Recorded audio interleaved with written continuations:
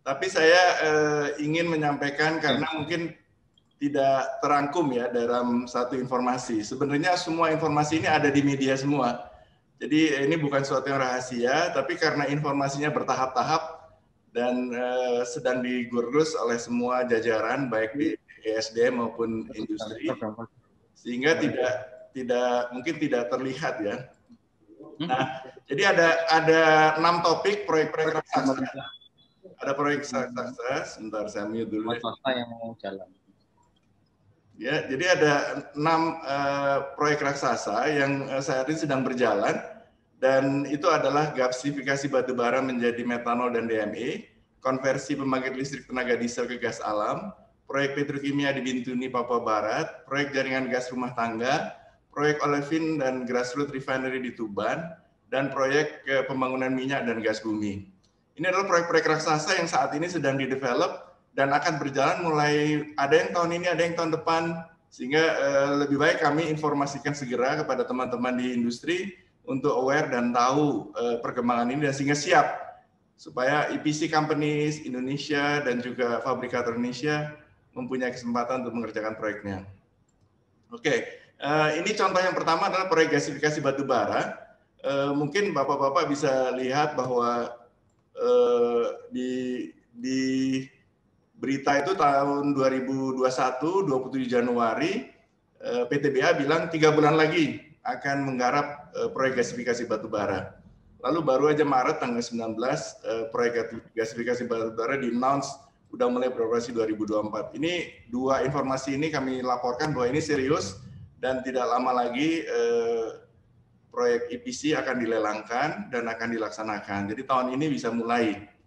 Tidak hanya itu, gasifikasi batubara juga sedang berjalan di Kalimantan Timur sebelah kiri. Ini adalah proyek untuk membangun gasifikasi batubara di Arutmin, ya, dan juga di Kalimantan juga proyek gasifikasi batubara antara Bakri, Bumi Resources dengan Air Products.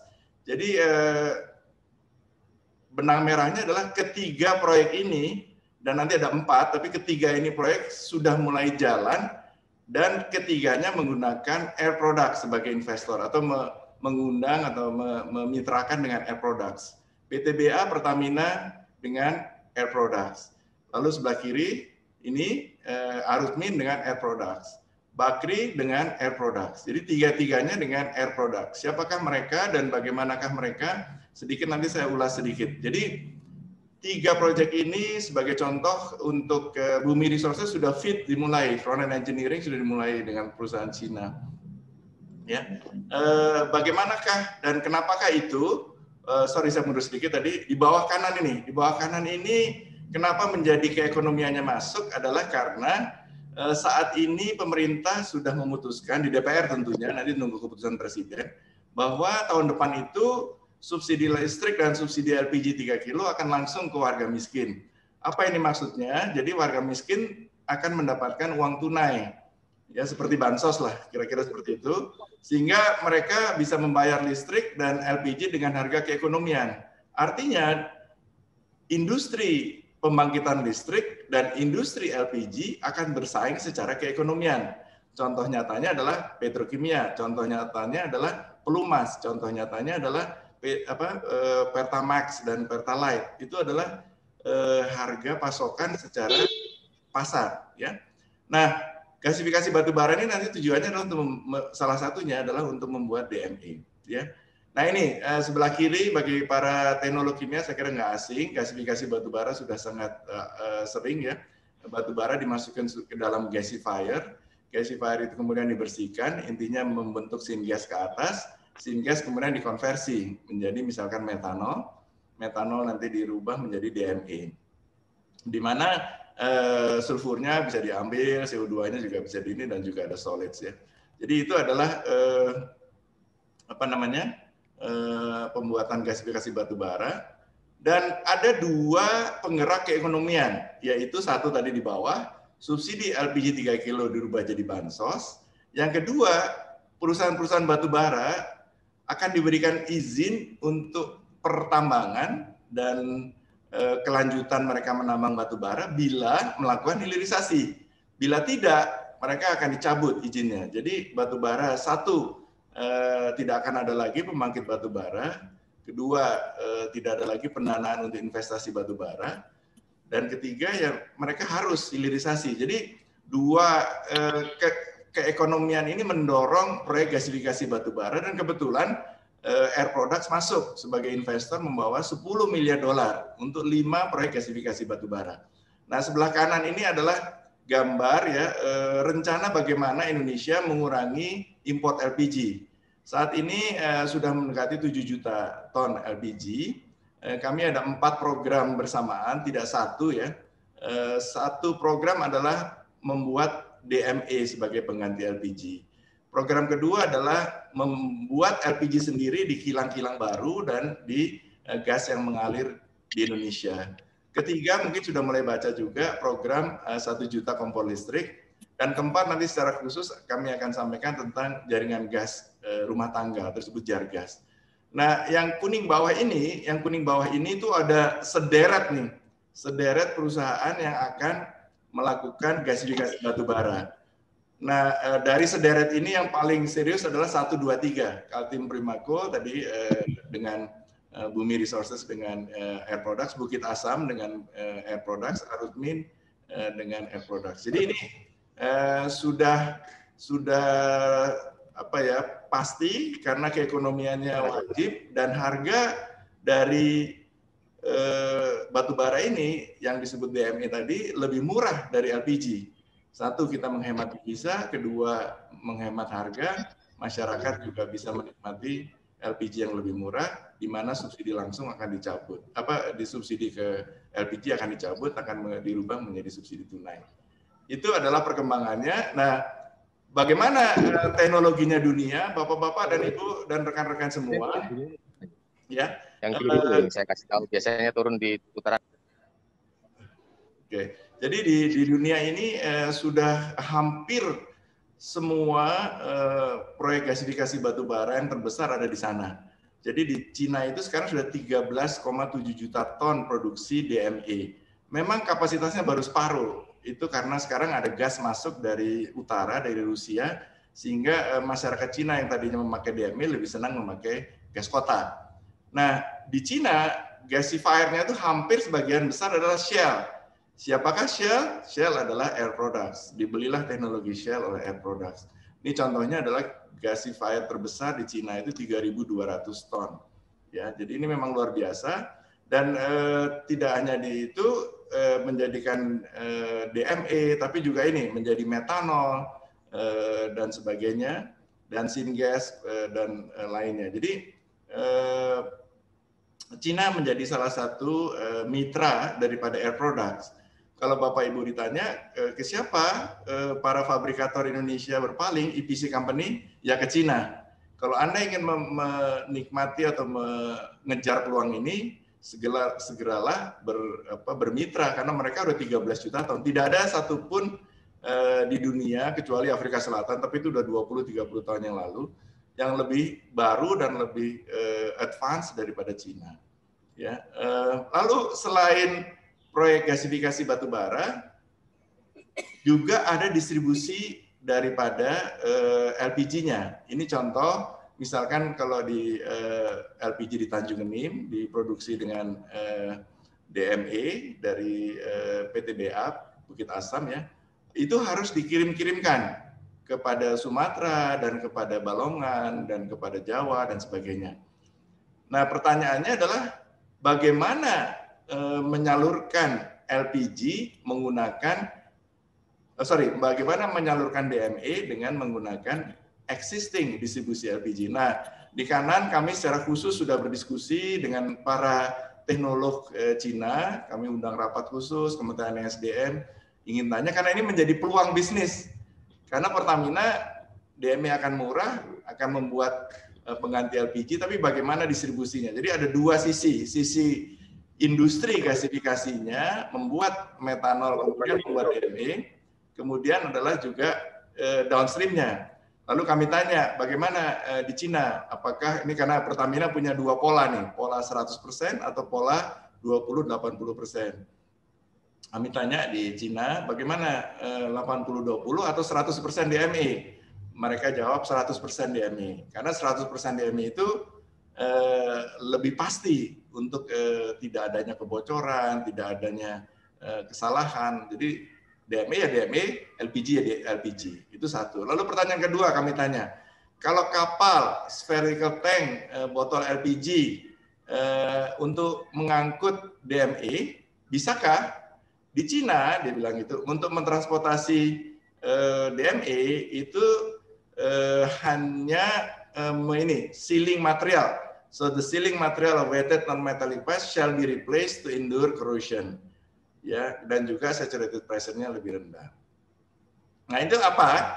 Jadi bapak-bapak di sini karena dari Avabi, dari industri kimia, kalau Pertamina sudah memutuskan mendistribusikan DME dan ini sedang kami push untuk surat penugasannya dan lain-lain, akan terjadilah bisnis apa coba?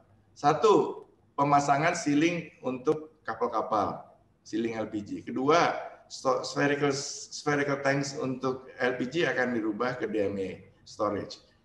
Ketiga, ini bawah spherical tanks dan juga botol-botol LPG. Jadi akan ada industri botol LPG DM dengan botol LPG isi LPG dengan botol DME. Jadi itu adalah beberapa peluang, satu di gasifikasi batubaranya, pembangunan pabrik metanol kemudian pabrik DME-nya, tapi juga kemudian adalah pembangunan konversi LPG menjadi DME. Peluangnya seperti itu. Secepat apa tahun ini sudah mau mulai pembangunannya. Tadi baca PT Bukit Asam tahun 2024 sudah harus beroperasi. Nah itu yang pertama. Yang kedua mungkin juga nggak terbaca adalah proyek konversi pembangkit listrik tenaga diesel ke gas alam. Ini beberapa tanda tangan mungkin sudah diberitakan tapi mungkin tidak termonitor oleh masyarakat bahwa ini ada proyek raksasa. Ya, jadi misalnya pada tahun 2020, tahun lalu, Februari 28, Menteri SDM menyaksikan penandatanganan Pertamina dan PLN untuk mengkonversi pembangkit listrik yang ada di Indonesia Timur umumnya menjadi gas, berbasis gas alam. Itu adalah Februari 28. Lalu pada Oktober 2020, PLN menandatangani dengan PGN lebih rinci lagi agreement ya bahwa 52 pembangkit akan dikonversi menjadi pembangkit listrik gas alam. Ini Pak Suko dan sebagainya. Nah, sekali lagi Pak, kenapa itu terjadi? Kanan bawah. Ya memang akan dipaksa PLN untuk membuat listrik dengan murah. Listrik menggunakan diesel atau beberapa pembangkit listrik diesel itu mahal sekali. Sedangkan di Indonesia Timur gas sangat banyak, khususnya dari Tangguh misalnya. Jadi kalau PLN bisa mengkonversi pembangkit listrik diesel ke gas alam, berarti dia akan menghemat listrik, berarti dia bisa menjual lebih murah kepada masyarakat. Kalau tidak, masyarakat bisa sekarang memasang listrik sendiri karena harga sudah semakin murah dan tidak ada subsidi lagi. Masyarakat bilang, wah saya mahal beli ke PLN, saya pasang sendiri aja. Itu yang menjadi ancaman ya. Jadi subsidi listrik langsung ke warga miskin itu game changer untuk LPG, game changer untuk PLN ya. Nah, kenapa pemerintah fokus ya memang karena kami ingin mendorong tersebut. Ini contohnya pada awal tahun 2020 ditandatangani oleh Menteri SDM konversi listrik ke gas alam dengan pembangunan infrastruktur LNG ya. Jadi ini adalah Kepmen SDM cukup bersejarah karena belum pernah dipush seperti ini oleh PLN. Ini jauh sebelum keputusan DPR yang baru saja 2-3 minggu yang lalu untuk melakukan subsidi tunai. Jadi kami waktu itu sudah memprediksi PLN harus melakukan ini sehingga Menteri mengeluarkan keputusan tersebut. Nah statusnya sampai di mana sekarang? Inilah Kepmennya. Jadi bila dibagi-bagi, di Kepmen itu ada 3 fase. Fase 1, fase 2, fase 3. Fase 1 yang hitam namanya Quick Win ini sudah mulai dan sudah berjalan. Lalu fase 2 sebagian juga masih sedang disiapkan. Fase 2, fase 3 itu ada beberapa warna. Kalau Bapak Ibu lihat, sebagian besar itu adalah PLTD di Indonesia Timur sampai daerah-daerah di sini ya. Di sini dan daerah sini. Memang ada sebagian di Indonesia Barat, tapi mostly di Indonesia Timur.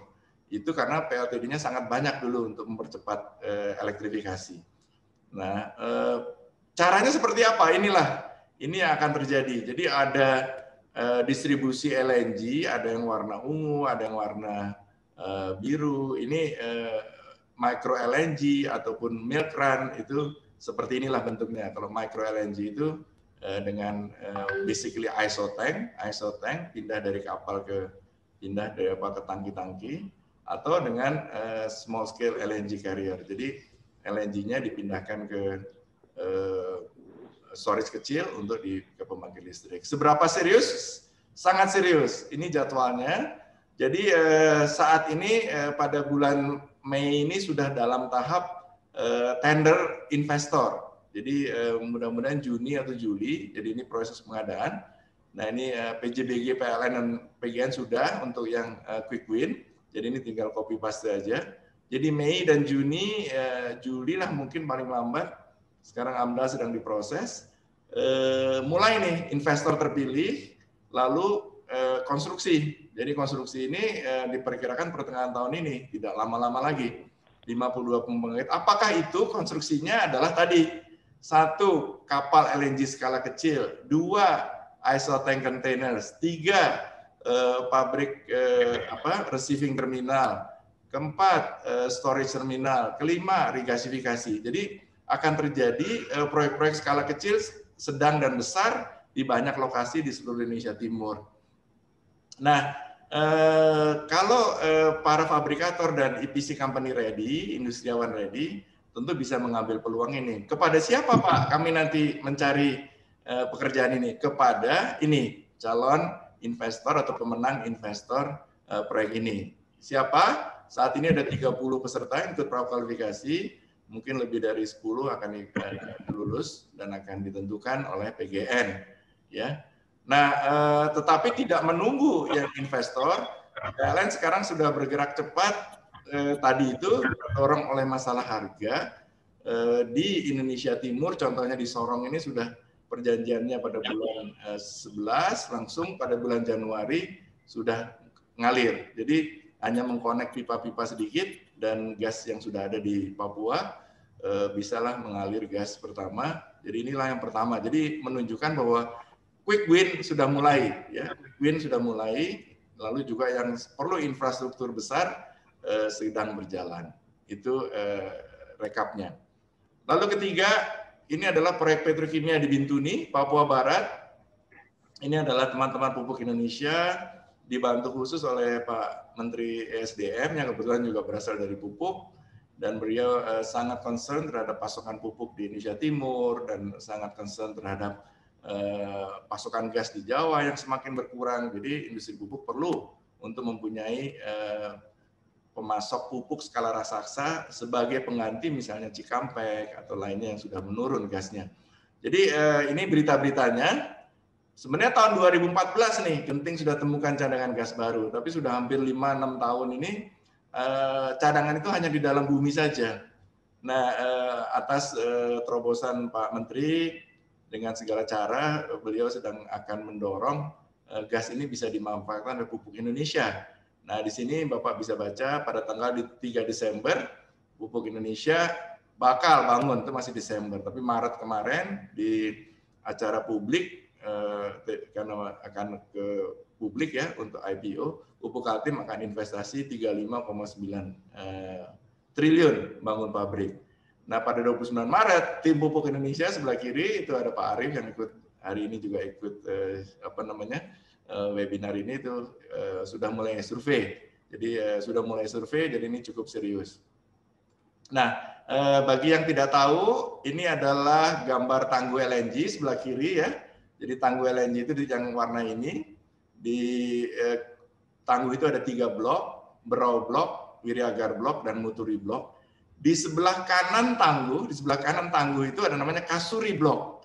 Nah Kasuri blok ini wilayah kerjanya dilaksanakan oleh namanya Genting Oil. Genting Oil ini sebelah kanan ini menguasai 3 lapangan, Merah Field, Asa Field, dan Kido Field. Dan ternyata kasur Ruby Black ini sangat luar biasa besar. Sangat luar biasa besar. Jadi alhamdulillah kepada Pupuk Indonesia tentunya. Nah, apakah rencananya seperti ini? Jadi hampir selama 20 tahun gas 220 mmSCFD akan dibuat menjadi metanol dan juga menjadi amonia urea dengan ekses amonia. Ini kira-kira rencananya, dan saat ini lahan kebetulan ada, sudah dibeli oleh pihak Tangguh di saat pembangunan LNG Tangguh, dan juga gas sudah mendekati harganya pada titik final. Artinya apa? Seperti disampaikan tadi, inilah targetnya. Jadi Pupuk Indonesia menyampaikan kepada publik, kami akan mulai konstruksi 2023, ya. Terus juga persiapan lahan tahun depan. Artinya apa? Kalau konstruksi 2023 ya pasti lelang 2022. Dari sekarang mungkin mengurus perizinan dan sebagainya. Jadi poinnya adalah proyek ini akan datang 2-3 tahun lagi. Pupuk bukan proyek yang umum di Indonesia, sudah sering dilaksanakan, tapi ini skalanya raksasa. Ini cukup besar dan juga ada metanolnya. Ya. Berikutnya adalah proyek jaringan gas rumah tangga. Nah ini tidak terlihat mungkin di kacamata publik, tapi sangat besar dan sangat penting buat Indonesia. Sekali lagi ini, tadi LPG merupakan subsidi tunai. Untuk mengatasi import LPG ada 4, DME, produksi LPG dari kilang, kompor listrik, dan jargas. Yang merah ini adalah jargas. Ya, jargas ini adalah jaringan gas rumah tangga. Kami laporkan kepada Bapak-Bapak dan Ibu, sepanjang sejarah Indonesia merdeka, hanya sekitar 600.000 jaringan gas rumah tangga. 600.000 satuan rumah tangga, disebutnya SR, satuan rumah tangga. Jadi sangat sedikit sekali. Sedangkan kalau dilihat dari prospeknya ini, jadi ada 35 juta rumah tangga yang memerlukan gas rumah tangga. Gas rumah tangga ini murah. Coba Bapak Ibu yang punya koneksi gas ke PGN misalnya, itu pasti bisa lihat di rumah saya hanya bayar 50.000, 60.000. Nah nanti kalau subsidi dicabut, Bapak Ibu harus beli gas atau beli LPG dengan harga pasar. Karena yang sebagian besar mengikuti webinar ini pasti tidak akan mendapatkan subsidi tunai lah. Pasti akan membeli dengan harga pasar. Artinya akan mahal harga LPG yang Bapak Ibu beli. Pasti yang masak di rumah katanya, lupa kok harga LPG tiba-tiba mahal. Nah, untuk mendukung penggantinya, pemerintah harus menjual gas murah, yaitu melalui jaringan gas rumah tangga. Tapi yaitu 35 juta rumah tangga ini tidak sederhana. Sepanjang sejarah Indonesia hanya ada 600.000 satuan rumah tangga. Bagaimana kami mengejar ini? Itu adalah tantangan di ESDM. Nah, saat ini teman-teman di SDM bergerak cepat. Tahun 2020 sudah dilaksanakan. Ini apa namanya, studi kelayakan dan juga konsultasi publik atau disebutnya penjajakan minat pasar di 9 kota. Ini untuk 2,5 juta. 2,5 juta. Jadi 4 kali sepanjang sejarah Indonesia. Nah, Pak Menteri pengennya 5 juta. Kalau bisa 5 juta. Jadi 35 juta itu 7 tahunan, 6 tahun, 7 sampai 8 tahun. Paling lama 10 tahun. Kita coba berulang-ulang. Wah, ini kalau 5 juta, 2,5 juta aja sudah tantangan luar biasa. Jadi ini kota-kotanya, dan inilah hasil kajian studinya. Ini merupakan proyek-proyek yang tidak mungkin dilaksanakan oleh kontraktor asing. Ini adalah pasti siapa yang mau pasang jargas di rumah-rumah, pasang pipa di pinggir jalan. Kontraktor asing pasti akan kesulitan, ya karena izin masyarakat dan sebagainya. Jadi ini pasti menjadi multiplier efek kepada para kontraktor nasional atau para poinnya itu ya. Nah, jadi dari 9 kota tersebut Patra nggak mau loh, sombong banget. Diperlukan 21 triliun, ya kan, dengan 2,5 juta saluran rumah tangga, biaya kira-kira per rumah tangga 8 sampai 9 juta, dan memerlukan gas 40 mm. Kecil, gasnya cuma kecil, tapi dampaknya penghematan LPG sangat besar. itu di bawah angka-angkanya ya. Jadi Jargas adalah sangat serius. Sampai sekarang status di mana? Inilah statusnya. Jadi yang sudah selesai adalah studi pendaluan, lalu penjajakan pasar, outline business case. Kami sekarang sedang tahun 2021 ini adalah untuk rencana jaminan pemerintah dan juga final business case. FBC itu final business case. Ini skemanya adalah KPBU, skema kerjasama pemerintah dengan badan usaha. Dan tahun depan ya sudah pelelangan investasi seperti tadi untuk infrastruktur LNG adalah tahun ini. Kalau ini baru bisa tahun depan karena kami harus selesaikan yang ini dulu, transaksi 2022, kemungkinan 2023, 2022. Tapi kalau sudah jalan ini banyak sekali pekerjaan skala kecil, skala sedang yang harus dibangun untuk memasang pipa gas ke seluruh rumah-rumah tangga. Ya itu adalah rekapnya. Nah, yang paling besar di antara ini semua, adalah proyek di Tuban. Tuban akan menjadi sebuah daerah industri yang sangat luar biasa. Ini adalah sebuah lokasi investasi yang orang tidak mempredik betapa besarnya. Ya, ini adalah proyek pertama. Ini Tuban sebelah kiri, ada PLTU Tanjung Awar-Awar, ada proyek namanya GRR Tuban. GRR Tuban adalah di antara PLTU Tanjung Awar-Awar dengan TPPI. Ini adalah proyek raksasa, di TPPI juga ada proyek, di Tuban juga ada proyek.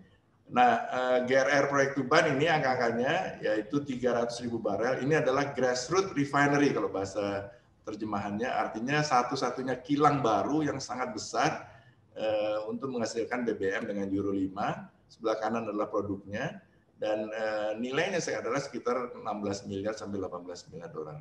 Sedang dioptimasi menuju 12 miliar. Siapakah investornya? Ini adalah pertama kali perusahaan raksasa Rusia bersama Pertamina membentuk PT PRPP, Pertamina Rosneft Pengolahan dan Petrokimia. Dengan kilang Pertamina ke PT KPI 55%, Rosneftnya 45%. Jadi ini proyek raksasa dengan produk-produk sebelah kanan, dan saat ini lahan sudah hampir tuntas. Mungkin baca beritanya banyak warga di Tuban punya mobil baru gitu ya. Itu adalah semua lahan ini, dan ini adalah lahan Kementerian LHK dan sudah diserahkan. Ini adalah PLTU Tanjung Awar-Awar, ada juga lahan PTPN sebagian. Jadi lahan di sini sudah praktis terkuasai semua. Jadi yang kunci utama adalah lahan, izin lingkungan, tata ruang semua udah beres. Tinggal tambahan juga. Jadi dengan pengadaan lahan baru tidak cukup, akan ada proyek reklamasi. Reklamasi ini adalah menambah area lagi karena kurang, dan ini akan dilakukan mulai tahun ini.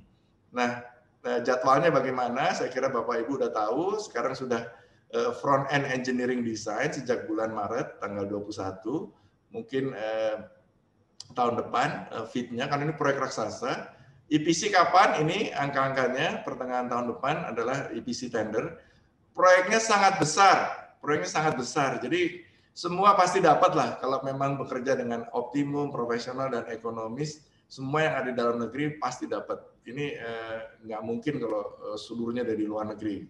Tenaga kerja pasti lebih murah Indonesia, fabrikasi lebih murah Indonesia, dan sebagainya. Jadi mohon mulai bersiap-siap proyek-proyek raksasa di Tuban. Selain itu juga ada ini, proyek 4 miliar dolar di TPPI, namanya proyek Elevin. Jadi 16, 18 dengan kita kalau meetingnya ya 12 ya.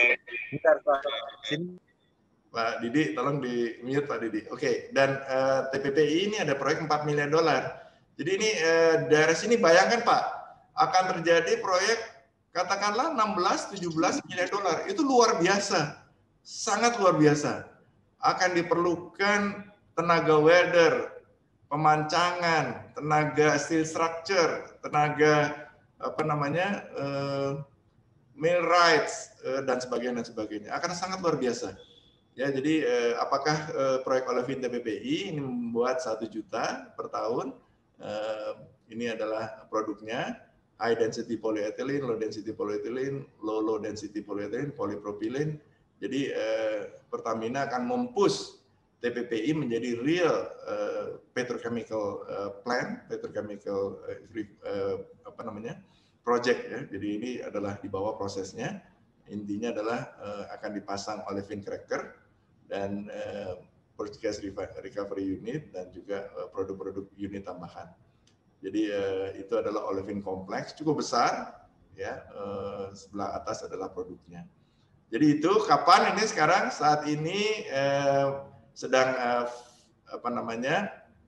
disebut design build competition, sudah ditentukan pemenangnya. Ini ada sedang bersaing antara dua peserta, dan setelah itu yang menang yang terbaik dan teroptimum ya April tahun depan mulailah pembangunan EPC. Ya, jadi bisa dilihat dalam hampir bersamaan waktunya terjadi dua proyek raksasa di Tuban. Ya, buka restoran aja pasti untung lah di Tuban, kira-kira gitu. Ini akan terjadi. Nah, untuk itu saat ini sudah dilakukan beberapa early works dengan di sana. Nah, terakhir adalah proyek-proyek pengembangan minyak dan gas bumi yang mungkin tidak terbaca atau tidak terlihat oleh teman-teman semua, tapi dipush oleh Kementerian ESDM. Yang pertama adalah proyek Saka Kemang. Ini akhirnya Menteri ESDM sudah menyetujui blok Saka Kemang untuk dibangun, artinya plan of development-nya diteken oleh Menteri. Ini Bapak Ibu bisa lihat angka-angkanya dari CNBC, 300 juta MMSCFD, 300 MMSCFD per hari, bisa 15 tahun, ada 2 TCM. Ini proyek raksasa, salah satu cadangan gas besar. Ini adalah Repsol dan Mitsui dan sebagainya. Dan yang kedua adalah Pertamina Hulu Mahakam. Itu Pak Arifin ngasih jempol karena beritanya seperti itu di Kementerian ESDM. Artinya go, Mahakam akan dipush untuk memproduksi lebih besar lagi, yaitu ini lapangan Pertamina. Sekarang sudah dulu total ya, ada Tambora, Handil, Tunu, Sisinubi dan sebagainya. Ini sekarang dikelola oleh PHI, Pertamina Hulu Internasional, dan ini akan memproduksi gas lebih besar lagi. Artinya apa? Di sini akan diperlukan pengeboran, penambahan pipa, kemungkinan platform dan sebagainya. Di sebelah di dekat di Kutai Basin ini juga ada ENI itu juga selesai kemarin dengan Merakes. Terima kasih ke teman-teman Afabi yang ikut mendukung. Sekarang akan mengembangkan lagi namanya proyek Maha dan East Merakes, dan juga PHSS di sini, di daerah sini akan didorong untuk meningkatkan produksi. PHSS itu adalah Pertamina Hulu Sanga-Sanga. Jadi di sini akan terjadi kegiatan peningkatan produksi gas alam yang sangat luar biasa. Dan untuk membangun pipa dan memasok gas ke Balikpapan untuk kilang baru, PGN akan membangun pipa ini 200 kilometer kira-kira ya. Ini ada pipa baru Senipa Balikpapan. 70 kilometer enggak sampai. Jadi anyway, daerah ini akan menjadi daerah industri baru juga selain tadi di Tuban. Baik, saya tutup. Jadi kira-kira inilah angka-angkanya. Waktu proyek listrik itu sekitar 50 miliar dolar. Ini adalah lebih kecil dari itu. Jadi tidak sebesar proyek listrik, tetapi juga tidak kecil ya. Gas irigasi batu bara 90 triliun, konversi listrik ke gas alam ada 50 triliun, petrokimia Bintuni sekitar 40 triliun, Jargas sekitar 25 triliun, olefin dan grassroots refinery 300 triliun. Jadi ini yang terbesar di antara yang ada. Dan pengembangan migas tadi proyek Saka Kemang mungkin 5 triliun, dan juga pengeboran baru di Pertamina dan penambahan produksi mungkin sekitar 5 triliun. Itu perkiraan saya aja. Tapi kira-kira ada 515 triliun yang cukuplah membuat sibuk para industriawan Indonesia dalam 5-6 tahun ke depan. Demikian paparan kami, lebih kurangnya mohon maaf. Silakan kalau ada pertanyaan. Wassalamualaikum warahmatullahi wabarakatuh. Waalaikumsalam warahmatullahi wabarakatuh.